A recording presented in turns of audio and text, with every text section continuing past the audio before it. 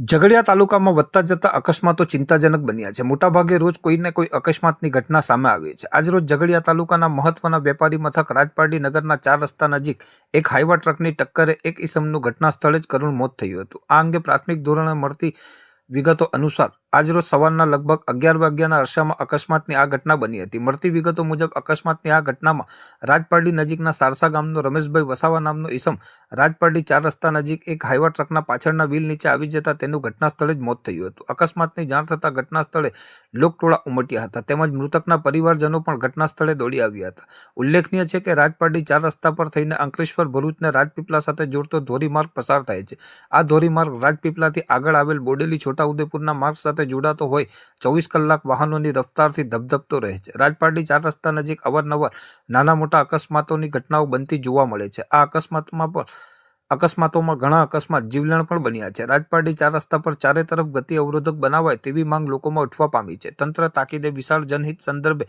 રાજપારડી 4 રસ્તા પર બંપ બનાવવા આગળ આવે તે હવે જરૂરી બન્યું છે.